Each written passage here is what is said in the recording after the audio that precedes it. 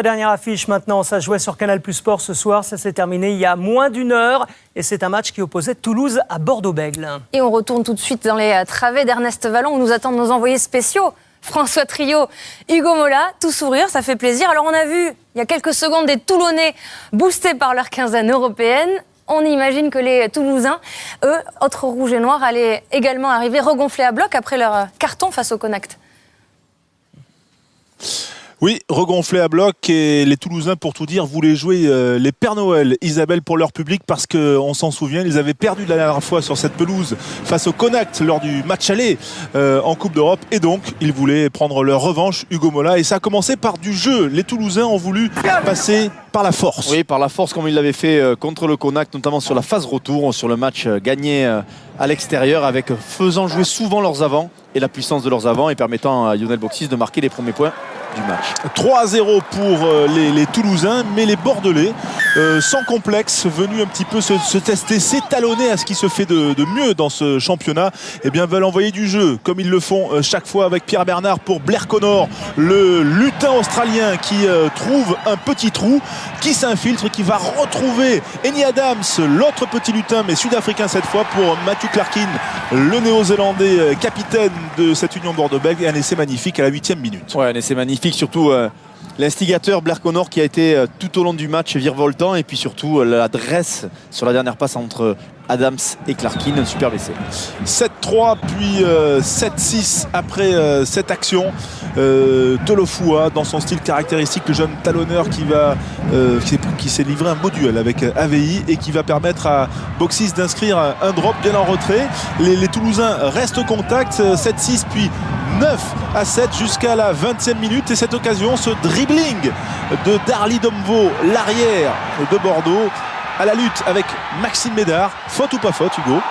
Ben, la course est clairement à l'opposé de celle de Domvo, donc forcément il y a un coup d'épaule, mais l'arbitre en a jugé autrement. Mais derrière l'action qui a suivi, ça a permis malgré tout aux Bordelais de reprendre des points.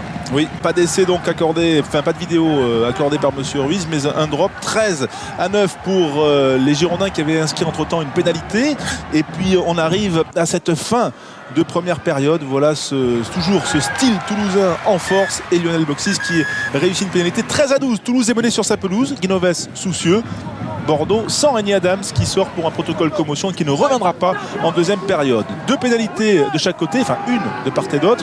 Bref, on en est à 16-15 pour les Bordelais, et la mêlée bordelaise qui réagit. Ouais, qui réagit avec un coaching très gagnant de Raphaël Ibanez qui fait rentrer tout et tout.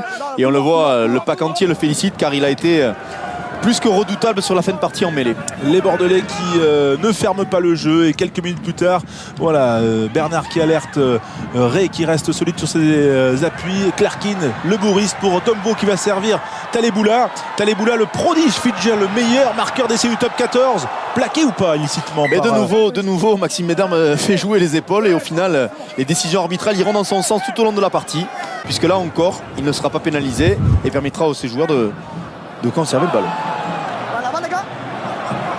Alors, regardez bien cette action. Ce renvoi au 22 mètres, Monsieur Ruiz qui siffle un en avant, mais quand l'action se poursuit, Jefferson Poirot commet un plaquage haut. Alors ça va être compliqué de commenter sans les images. En tout cas, c'est un peu la confusion. Le carton jaune, Hugo, est accordé après la vidéo. Et puis au final, on se retrouve dans une situation un peu litigieuse, tant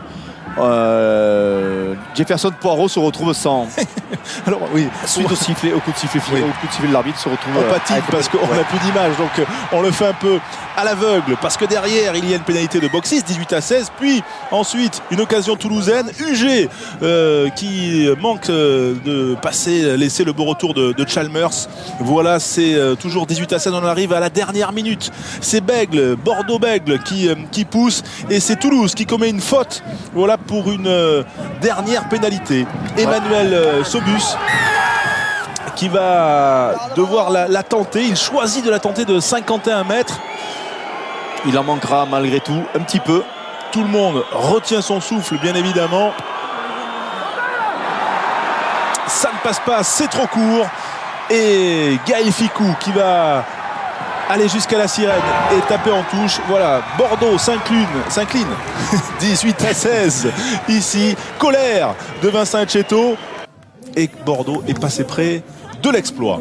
Oui, près de l'exploit, mais toujours est-il qu'ils ont réalisé une très très belle rencontre face à les Toulousains qui ont été vraiment à la peine ce soir pour gagner ce match et qui malgré tout assurent l'essentiel, à savoir les 4 points comme leur concurrent direct. Oui, un résumé à l'aveugle, c'est sympathique. Enfin, en tout cas, un bonus défensif et un brin d'amertume pour Matthew Clarkin, le capitaine bordelais. Ces matchs comme ça, ouais, on joue pour gagner, on joue pas pour rester, pour s'accrocher. Parce que voilà, on a visé la victoire entre nous, donc voilà. On savait que si on marque sur notre temps fort, la victoire, ça peut nous arriver, mais voilà, je déçu qu'on n'a pas fini le boulot. Mais voilà, c'est la vie, c'est le sport. Et Toulouse qui s'est fait peur, très peur. Louis Picamol a même insinué au micro de Loïc Lebras qu'il ne méritait peut-être pas cette victoire. Écoutez-le. On gagne ce match, mais honnêtement, voilà, on est vraiment pas content du contenu. On n'a pas fait ce qu'il fallait pour se rendre le match facile.